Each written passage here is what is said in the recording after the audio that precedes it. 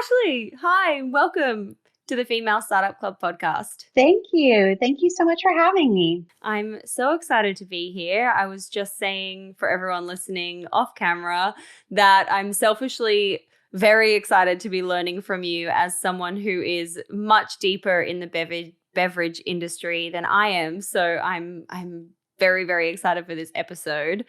How do you like to introduce yourself and your brand? Hi everyone. I'm Ashley Selman, and I am a co-founder of Heywell. Heywell is a brand that my partner Britt Doherty and I launched 2 years ago, which is kind of crazy. It's a line of sparkling adaptogenic beverages that are made for modern life. So they help you with things like stress, immunity, and energy and focus. All the things I need in my life. Literally. All the things everyone needs in their life right now. Right. I bet you've boomed during the pandemic because I feel like everyone now is like, how do I get more of all of that in my life? Less stress, better health, more immunity. Definitely. I mean, it was certainly something that was important to us before COVID. And during, obviously since then, we need all the things. We need all the amla berry, all the shishandra to help us support us right now. Me every day is like all the supplements.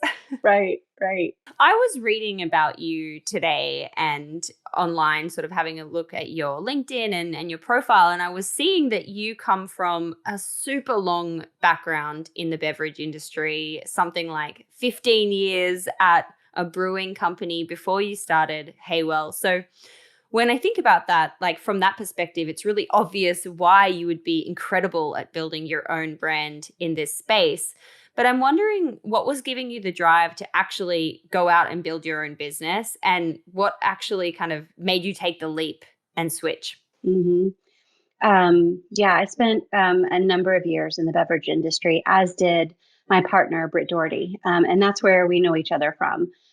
We were colleagues and good friends, and we were two senior marketers for a very big global brewing company. And we loved it. We loved our jobs. We love the beverage industry. Um, and, you know, I have a lot of accomplishments that, we were just really proud of. But after developing brands for somebody else for a really long time, you get to a point and you wonder about developing something for yourself. Um, Britt and I were spending a lot of time really engaging personally outside of the alcohol industry.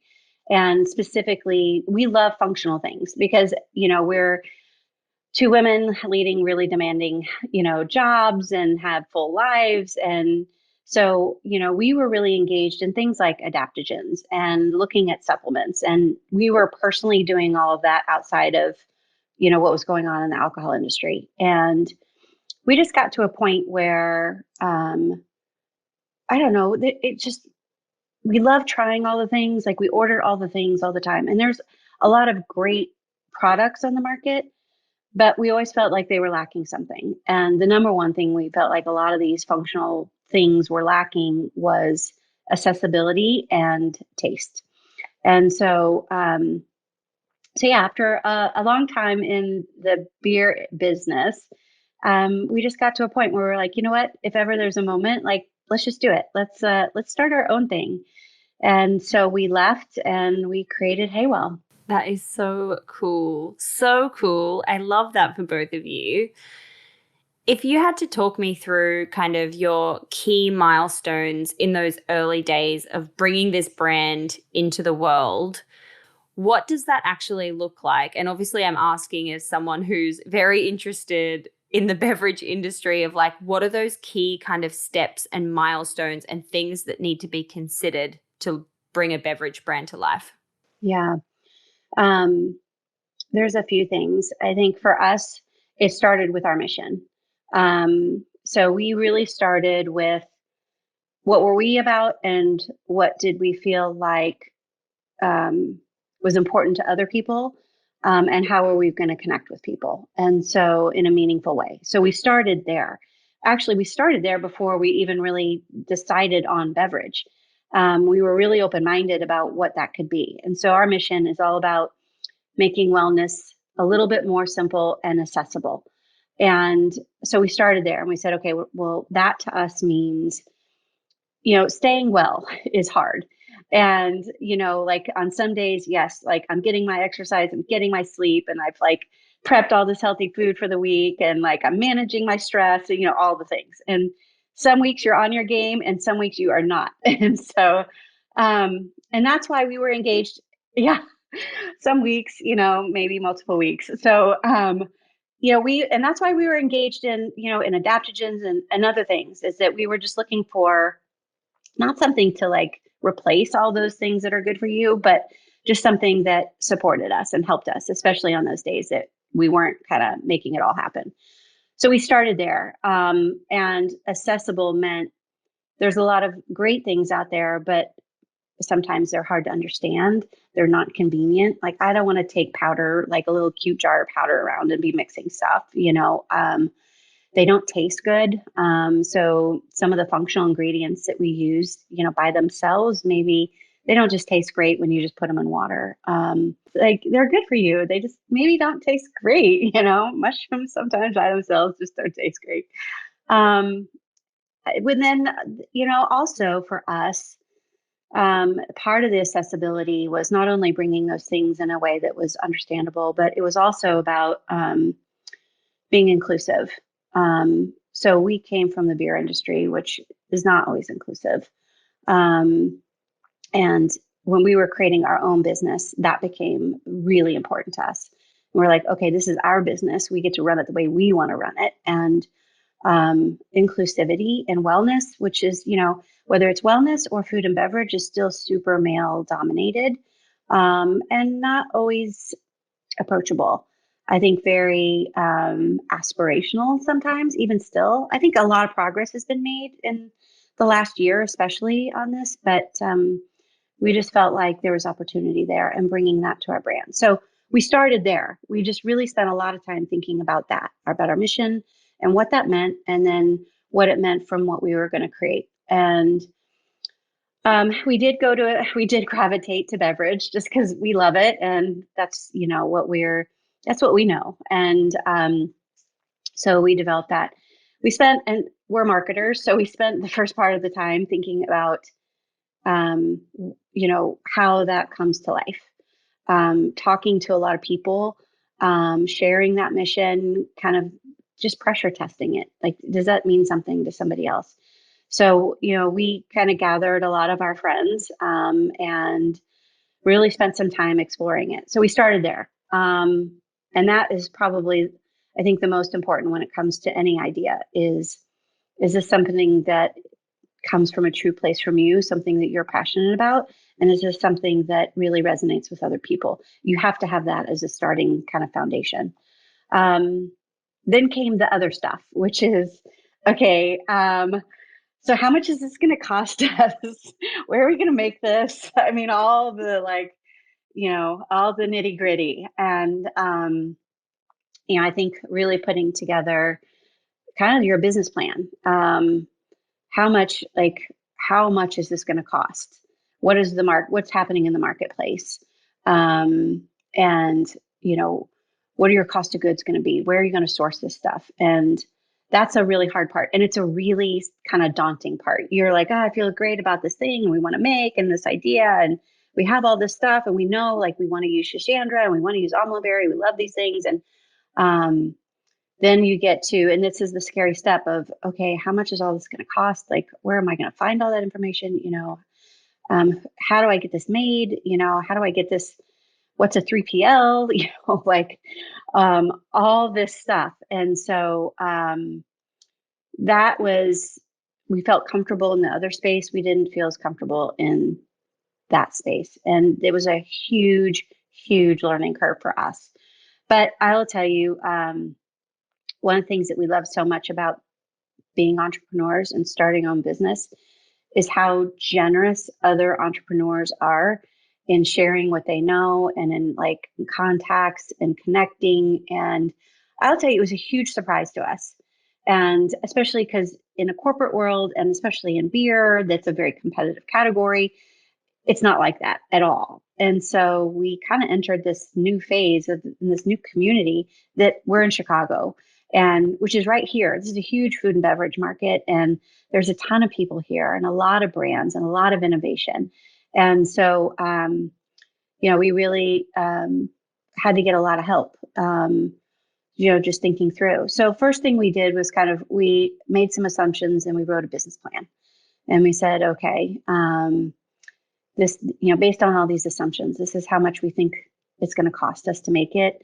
These are, how much we think we want to sell it for, and then all the things that go into, making it happen.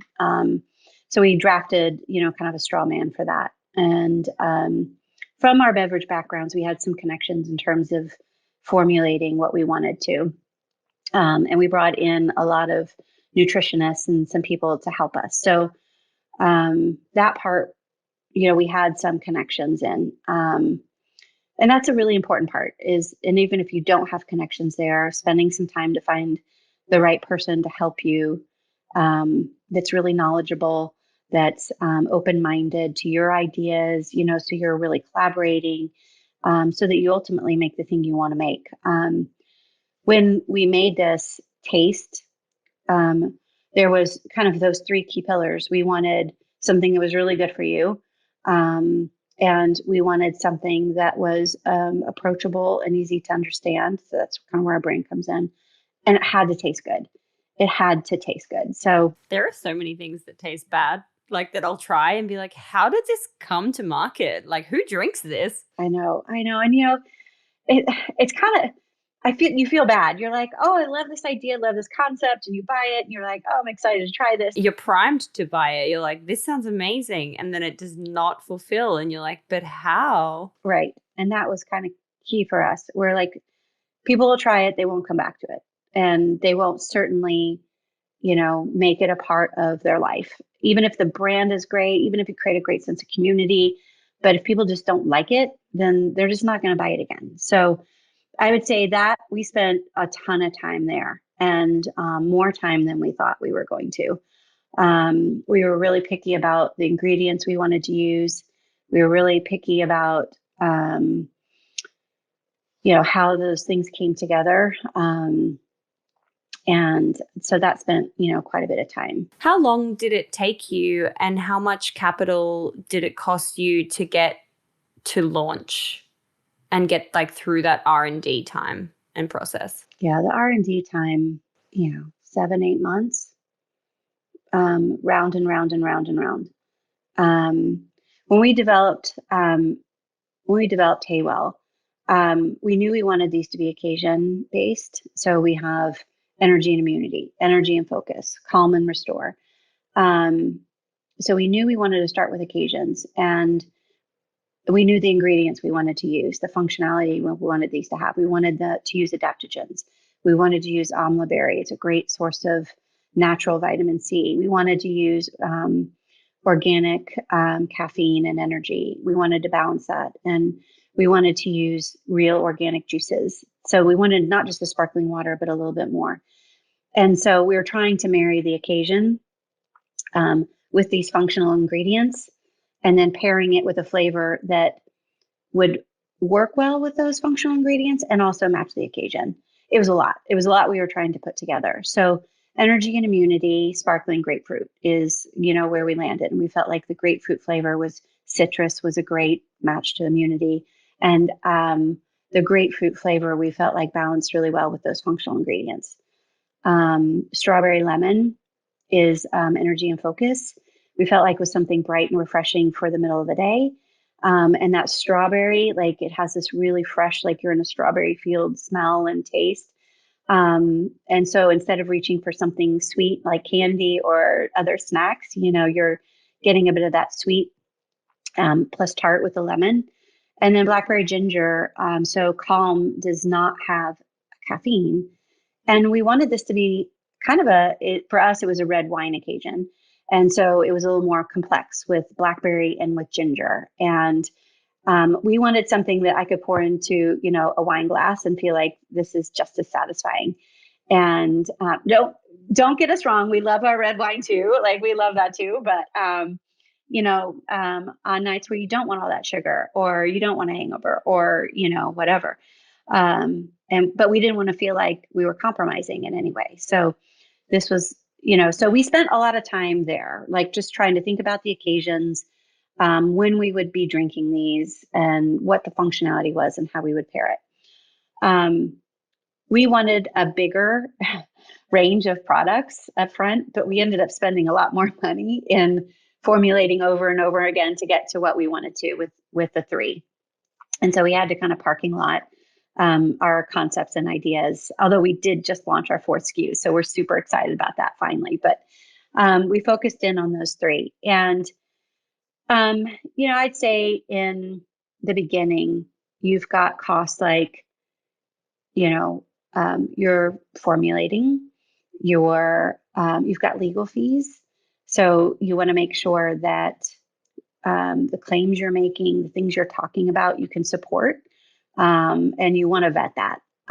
So we spent, that was a lot of money of hiring, a good law firm to make sure that when we were talking about something, and that's because we're functional, we're talking about immunity and stress and things like that. We wanted all of the things that we were using to be really well vetted, documented, and then have that other layer and filter. What do you mean by vetting it? How do you vet it? With the lawyers, with nutritionists, with medical documents, really spending some time like, is this a really well documented? Like Shishandra. Shishandra is a berry. It's super great for stress. And it's really well researched, really well documented. It's been around for a very long time, used in Eastern cultures. And so we felt really good using that. And we felt good about the way we were talking about it to people. That wasn't, we didn't, like, we see brands that have functionality that are way overstating things that their functional ingredients use. And we don't agree with that.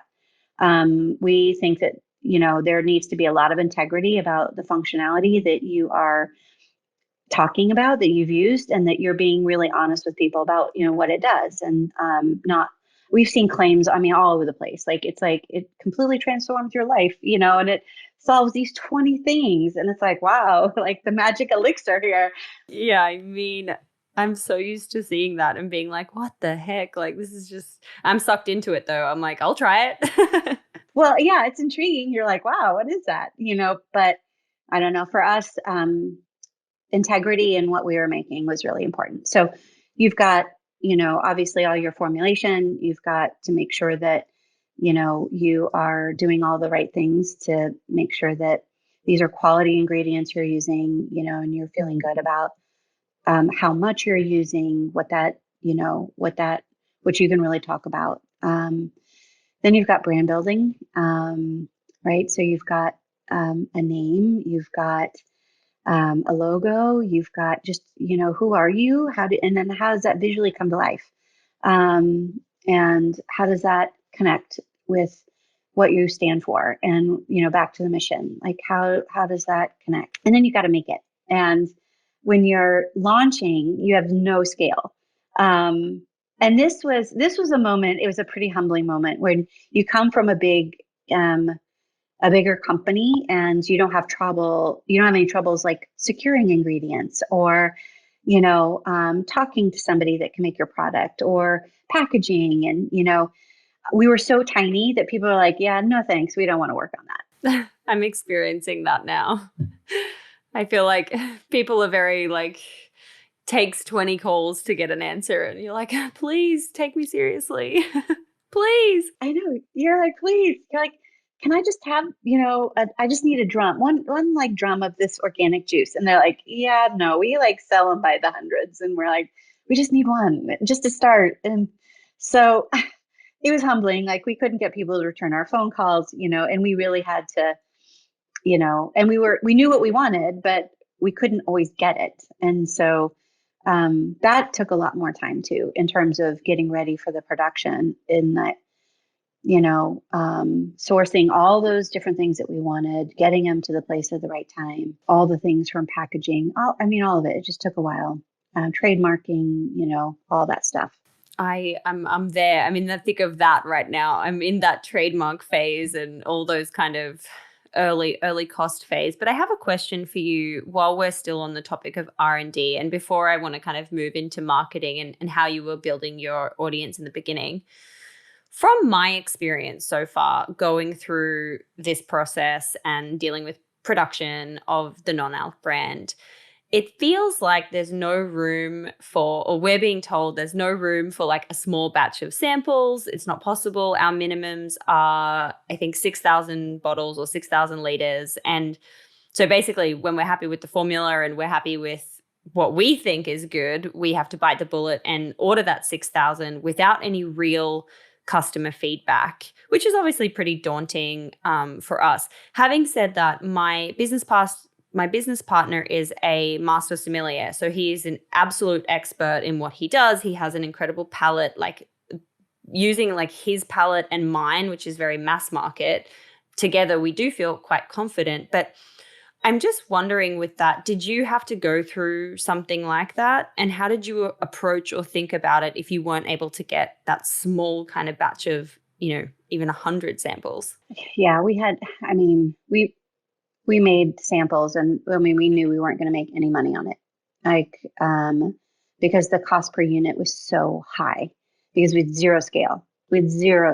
And we knew it. And that's part of the business plan is that our cost per unit in the beginning, we knew was not where we wanted to go. So we have like down the road, like here's where we need to be. Like this is the cost. And yes, when you get big enough and you're able to secure, you're able to buy more ingredients, you get that scale and that kind of thing.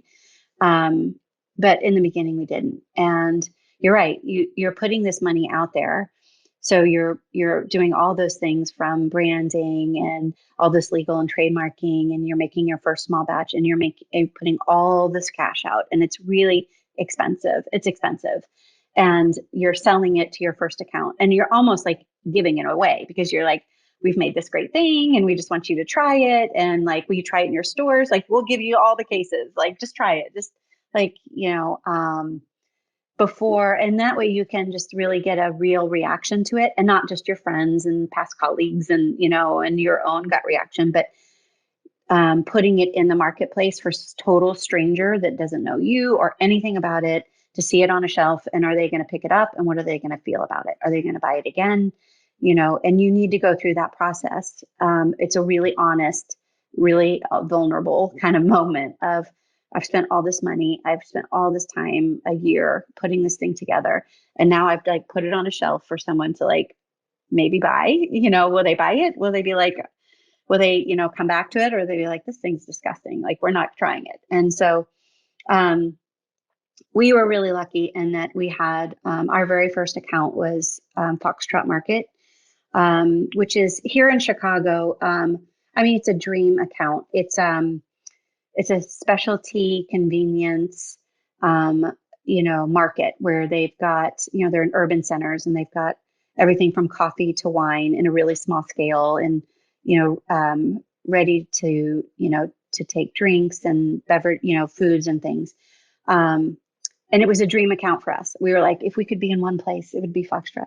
And so we just so happened, like, my partner Britt was in Foxtrot, and she actually had one of our cans of heywell like with her, and just struck up a conversation with one of the operations managers, and like that led to getting us on shelf. And yeah, at the time, we were like, oh, like it was just a dream. And then you put it on the shelf, and you're like, I hope it sells. I hope it sells. Like, I hope people like it, because you need that moment. And you need that moment of vetting before then you're like, okay, now I need to raise a lot more money, because now I need to produce in a bigger, on a bigger scale. And the amount of money I need for that setup, for that first production is not insignificant. So I do think it's good. That's what we did. So yeah, we laid out that first, we said, okay, we have this amount of money, and we're going to invest this to get to market. And we know that like this is where it's the highest risk, right? Which is like we could get to market and people like we could get no response to it. And so and we might just be out that money. And that's part of it. Um, and that's why spending the amount of time you do in the beginning in terms of what you're about, why you're making it, spending the time to get the product right is instead of rushing it is so important because you are spending all that money. And if you cut a corner at the, at the 11th hour and you're like, and you cut the corner and then all that time and money like goes out the window. And so even though you're feeling this pressure of like, oh, all this money and I need to get to market as soon as I can. So anyway, so that's part of our process was developing it. We did develop in a small batch, which was about the same amount we were selling it to the consumer for. So yeah, completely upside down just to get it launched. But we went through and we vetted it. And then after that, we were in Foxtrot and the initial response was awesome. It was amazing. And we were kind of growing week over week. And these were like, we were like, these are the people that we would love to have drinking our product. This is who we're talking to. They are the ones shopping here. And so we felt like if they're into it and if they're drinking it and liking it, then we feel really good about moving forward. And so then we got to that point of, okay, now what? Like, okay, now we want to scale this thing. And how much money is that going to take? And like, where do we go now? Because the place we went to develop our tiny small batch, doesn't necessarily do bigger runs and not at the price we needed to try to get to. So that kind of there was that initial phase, and then we had to move into the next phase, which is starting to scale up and get ready for something bigger. And so in that time when you were getting ready to scale up and find something bigger, I'm sure, finding a new production, new, bigger batch of ingredients, like all that kind of thing. What were you then doing on the consumer side and also, with your retailers? What was your strategy to get your first like either 1,000 customers directly or scale out into retail distribution? We 100% don't recommend launching in the middle of the beginning of a pandemic. So we went through this whole process and we vetted it. We were so excited. We were feeling good, and we were starting to expand. Foxtrot, it was going so well. We're expanding to all their stores. And we had signed on with a distributor. We were getting ready to start to get this thing out there. And all of that in March. And so all of it in March. And we sent all this product out and, we started actually with our own product. So from a marketing standpoint, we just felt like getting it in people's hands was the single most important thing we could do. Is we wanted people to interact with the brand. We spent a lot of time in the packaging itself, and accessible means making this simple, plain speaking. Our name, Heywell, is a simple invitation to wellness. It's just, we wanted to be not, overly conceptual with it. We just wanted to be a little bit more accessible and simple and direct. And same thing on our packaging and all that. And so we did. We launched in March and received 0 phone calls back in April. So it was a pretty terrifying moment. We were like, holy cow. And especially because we had spent, money to start to ramp all this up. So we had done that. We had done a raise with more, really with close friends and family. And so we'd done the raise to raise the money for that. Not full scale. It was just the next size up, where we had enough product. And we had sent it out as kind of free fills to get in people's hands. And then April happened. And so it was a pretty terrifying moment for sure. We had to pivot pretty hard. You had to go on that direct to consumer chase. We did. And you know what? It turned out to be the best thing in the world for us. And at the time, it didn't feel like that was going to be the best thing for us. And that wasn't our strategy. And, when you're in a moment like that, you just have to really be creative and be really flexible in pivoting. And the whole world pivoted. And we had to either pivot with it or like lose our business. And so we did. We moved to direct to consumer. We moved to direct to consumer. And so we focused on our own online. And then we really started looking for more progressive channels to reach people, because people were changing their shopping. They weren't necessarily spending time in a retail environment discovering new brands. Like, people put on their mask, ran in the store, got their stuff, and got out. And so that became not a great environment to discover brands the way it used to be. And so we pivoted, like the market did. There was an explosion of all kinds of new direct to consumer platforms. One of them that we love is called Snack Magic, and it's based in New York. And they went from, kind of a food service for companies for lunches and for meetings. They took it all online. And it was all about healthy beverages and healthy snacks for companies to send to their employees at home, since as a perk for not being at work and for engaging them, and et cetera. So we pivoted to platforms like that. And we were like, this is brand new. They went from 0 to 21 million in a year. And our brand became their number one brand on their platform. And so it was amazing. What other platforms are there out there? This is like mind blowing to me. I've never heard it. No one's ever mentioned that on the show before. That's so cool.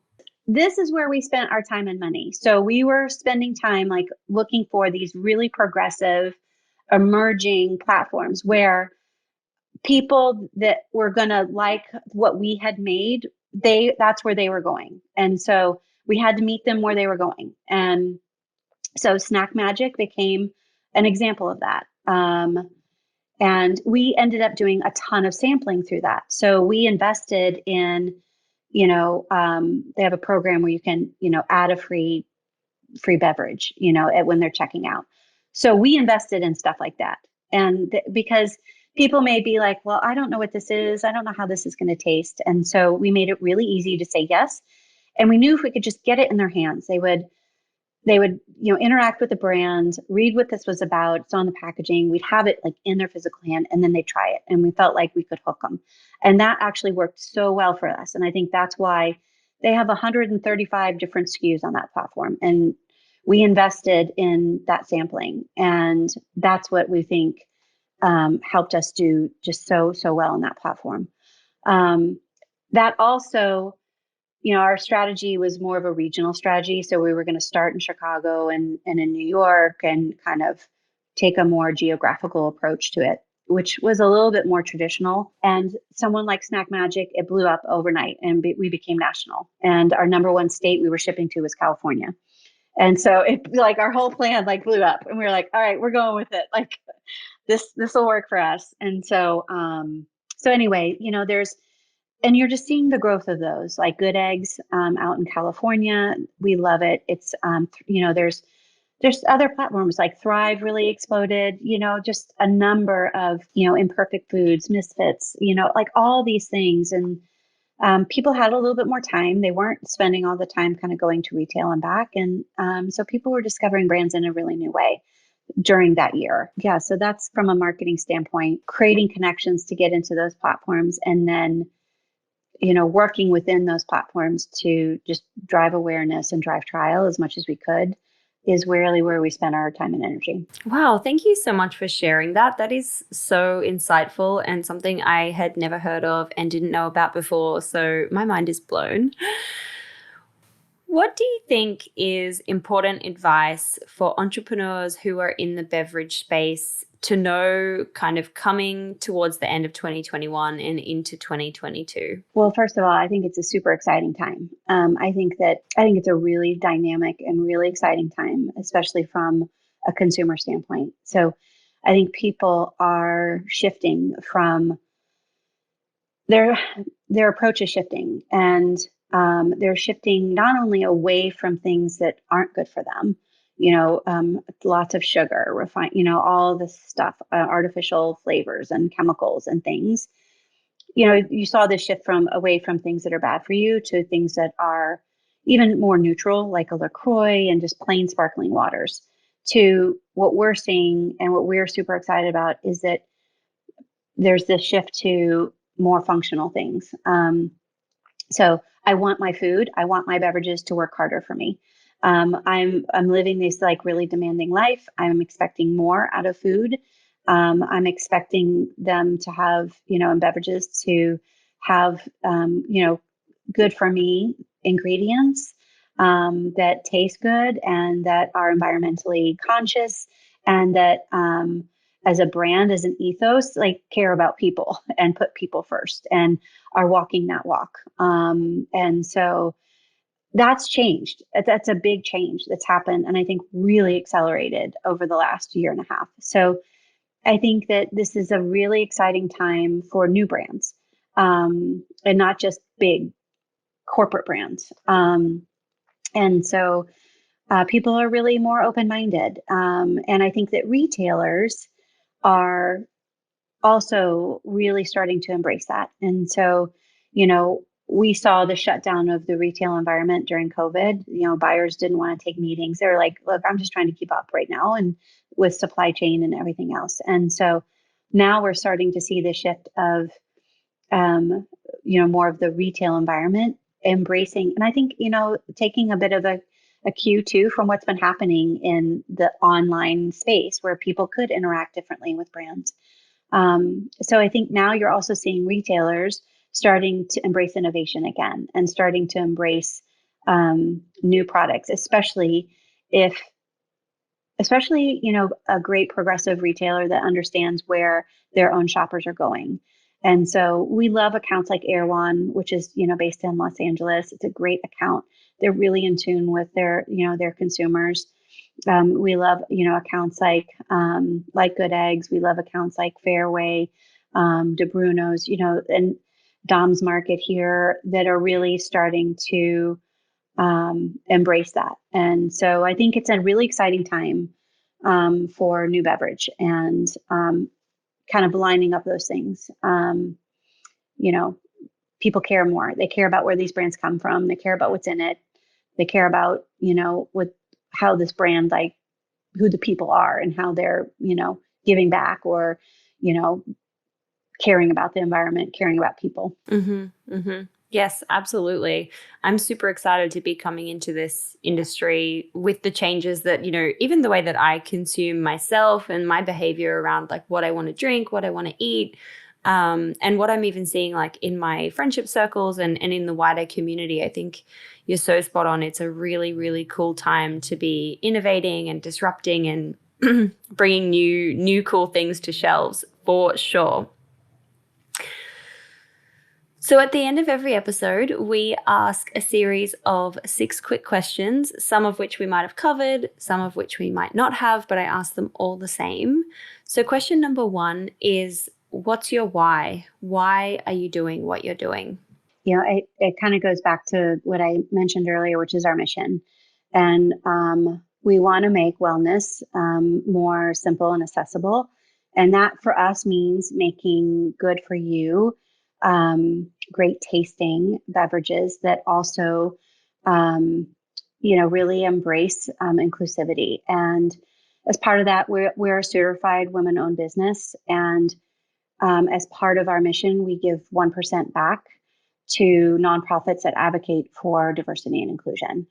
We seek out other women-owned, diverse-owned companies to partner and to work with. And so the why is our mission and how we live and work every single day to align to that mission. It's our North Star. We always come back to it, whether it is like choosing an ingredient or choosing a partner or whatever that is. So that's our why. Love it. Question number 2 is, what do you think has been the number 1 marketing moment that's made the business pop? I would say Foxtrot. I mean, we're in a number of and we're focusing, our marketing efforts are really focusing on less sometimes on social media and more in a direct engagement with people where they are. And that's getting our product in people's hands. That's, connecting with people. And so Foxtrot for us was that it was our first account. And it's an account that I think their shoppers are, they're open-minded, they're pretty progressive. And I think that also other retailers look to Foxtrot as a trendsetter. So I think that helped us a ton. And then I'd say kind of that was maybe a beginning moment. I would say that the COVID did force us into this other lane of direct to consumer that was not our plan at all, and ended up actually being the thing that like probably helped grow our business the most. Propelled you forward. Off plan. Love that for you. Question number 3 is, where do you hang out to get smarter? What are you reading or listening to or subscribing to that you can recommend to other founders? It's really easy to say that, you're spending a lot of time in trade and, thinking about the business part of it and other things. And we do, like, whether it's listening to podcasts or reading books about things, especially things that we don't know. And I think any entrepreneur is constantly, you're not going to come into it as an entrepreneur and know all the stuff and you just don't. And it's okay to say, okay, this is new for me. And, what is it? What is a 3PL? Like, I've never heard of that. So we spend time there, but I would say that the thing that's been most helpful for us is just connecting with other entrepreneurs. And it's even surprising, like even people that are in a competitive space.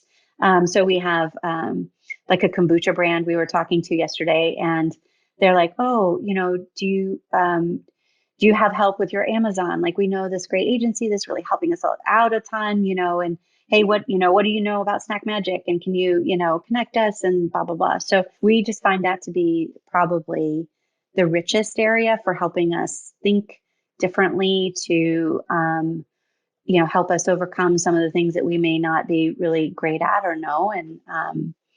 And maybe they've been there before, they're ahead of us, by a couple of years. So we spend time there. 100%. Totally. So important. Question number 4 is, what do you do to win the day? What are your kind of AM or PM rituals and habits that keep you feeling happy and motivated? Well, I love to cook. And so I think, and that's kind of like the end of the day is like a really nice moment of like shutting everything down for a minute, especially as an entrepreneur, because it's really hard to shut things down. You're like, you feel almost guilty. You're like, oh my gosh, I have so much to do. And like, if you feel bad shutting down, but I think that is probably one of the most critical things to do, is to walk away from it and just to put it down. For me, that's cooking. And I really enjoy that. And I'm not thinking about heywell for a minute, and you just have to recharge your batteries. And because you are playing this long game, it's a long game. And so, yes, you could work yourself to death, and all the hours and staying up, and stressing and worrying, and that's not productive. So being able to walk away from it, doing something that is fulfilling. And for me, that's cooking. I just love it. So that's kind of how I replenish stuff. Love that. Food for the soul. It's what we all need. Question number 5 is, what would you do if you were given $1,000 of no strings attached grant money to spend in the business? Obviously, it's not a lot of money, but kind of to show where's the most important spend of $1 for you. I think there's a bit of a toss up. And so as a marketer, my kind of first inclination is to want to say marketing. However, as a business owner that is working in an environment with supply chain issues right now, as part of the foundation of our brand is because we are really picky about our ingredients. I would make sure that I would spend it on my key ingredients. Like I'd go buy all the Shishandra and luck it away. And so, it's probably not the sexiest answer. And yeah, I'd love to spend it on marketing. But for sure, like if I don't have, the Shishandra, if I don't have Amla Berry and I don't have it at the quality and from the source that I want it from, then that's a compromise to the integrity of our product. So yeah, that's where I would spend it. Nice. I love that answer. It's different. And last question number 6, how do you deal with failure? What's your mindset and approach when things do not go to plan? Well, that happens a lot. And I think that's actually, quite frankly, a blessing and sometimes a really great silver lining. And I would say our pivot to direct to consumer and all these alternative channels is a perfect example of that. And I think, as any business owner will tell you, you're going to ride the highs and you're going to ride the lows, and they can all happen within 10 minutes of each other. And so you can find out this news. You're like, oh my God, we landed this account. It's so amazing. And then you get a phone call like, oh, sorry, blackberry juice. There's no blackberry juice anymore. Like, you can't run your next production. You're like, oh no. So, in each of those moments, I think for Britt and I, it's awesome to have a partner. Britt and I we're just really good friends, and we respect each other a lot. And so for us, having a partner to be able to talk it through, like, okay, like we got hit with this thing we're totally not expecting. Now what? And we have to pivot, and you can't dwell in it. We immediately move into, okay, then what's our solve? Like, how do we pivot? How do we shift this? And you have to think outside that box and just really, okay, where are we going to go from here, and be flexible with it. And then we'll come back later, like, okay, well, what do we learn from it? But in the moment, it is just like, okay, we got to get through this moment. We got to think about, an alternative. So, we just talk stuff through and just try to be really flexible and move on to the solution for it. So instead of dwelling in it. Love it. Love this so much. Ashley, thank you so much for taking the time to come on the show and share some of your insights and learnings to how you've been building Heywell so far. And I'm so excited to see what happens next and for all your new products that you have coming out. Yeah, thank you. We, it's been a real privilege to be here. This is our lime that we are getting ready to send out into the world. We're super excited about that. And you know what? Congrats on your business, and best of luck as you start to, hit all those fun and really exciting milestones. So best of luck to you.